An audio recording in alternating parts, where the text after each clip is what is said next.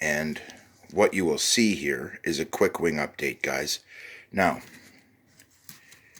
this is the old wing and the new wing. Not much of a difference. They're pretty much the same shape, as you can see, but they have a slightly different profile.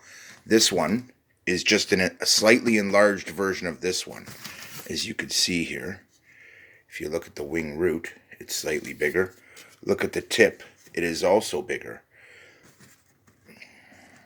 What if I made this into a biplane?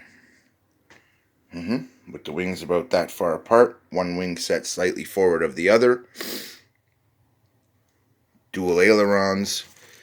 Essentially, it would sit like this, just one wing slightly above the other, so that their leading edges coalesce.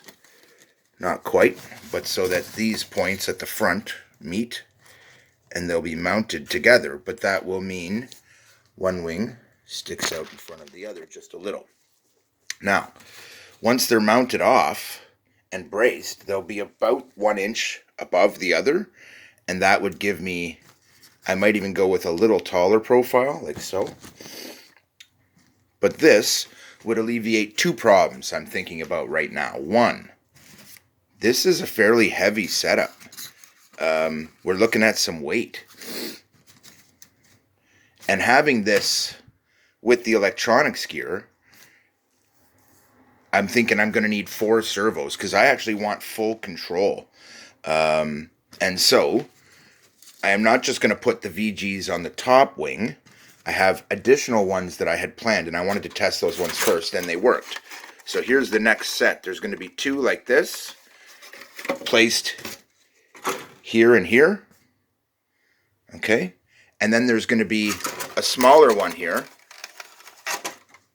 along this edge. Okay? So in the end, you're going to have some VGs along the mid portion of this wing. Its leading edge will be out front, and it will have most of its VGs along the leading edge. I may incorporate something else along the lift moment itself, right at the top of this arch, to give it a little more lift.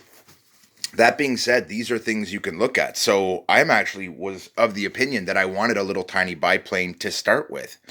A little indoor one that would be flyable and have fun. Now, if I could do this as a monoplane, I will. The problem is I have a really strong feeling. I did a glide test last night with all of this on it, including the battery that I want to use. And I found it was a bit on the heavy side. It launched and then went down right away. Now, it did fly to the ground, but it was fairly quickly going down, which is common for any plane that loses power. They don't generally stay in the air very well. And given that I didn't have any ailerons to fight it, it actually was pretty good. It didn't tip stall. It just went down, which is actually really good. And it didn't do this. It did this, which was actually pretty good. So it had some desire to stay out, lift out in front of it was good, and it actually worked. The problem is, I want more. I want more weight yet on it, almost double by the time I add everything. And that means if I'm going to add double the weight, I want to not only structurally reinforce the wing, because this is actually pretty flimsy material, and I'm worried that it won't hold itself in place very well. And the double wing will be attached top and bottom kind of thing, and would actually work. And I think that if I do a double wing, it's going to be much, much stronger. In addition, it'll have much more lift capability. In addition, it'll be a better slow flyer. And for all those reasons, this is going to be a biplane, guys. This is a short update. I just wanted to give you a brief idea of how this is going to look. I haven't fully decided on the shape yet.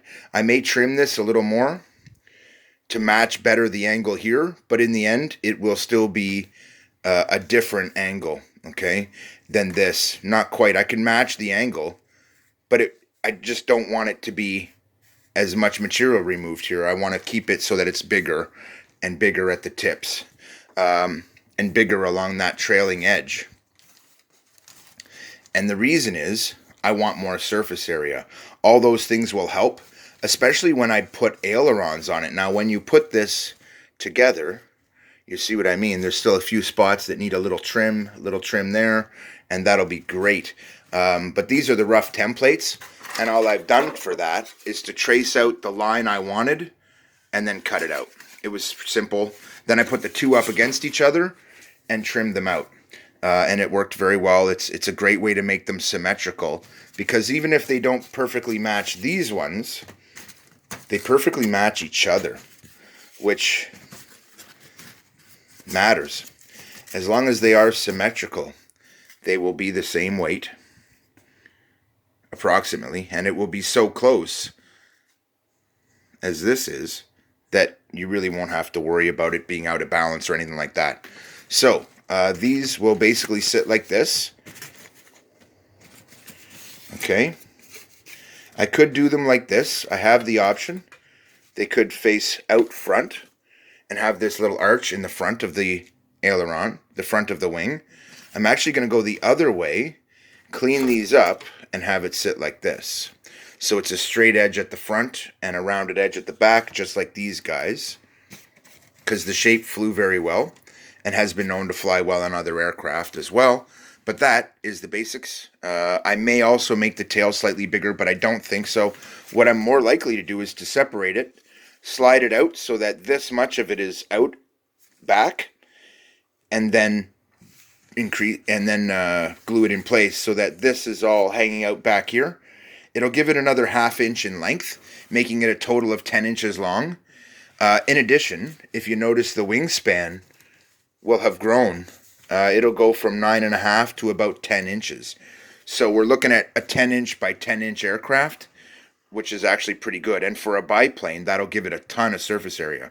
Anyway, this is, you could consider, as kind of the final reveal, because now is where you start to see the shape of this aircraft for the first time. But this has been a development process. Don't forget, this is an engineering process.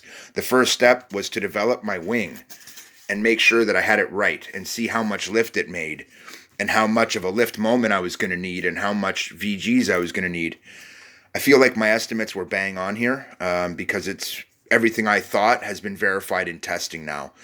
Now, once this wing is done with a small lift profile and some light VGs, the two of these together will produce tons of lift and absolutely do the job that I'm after.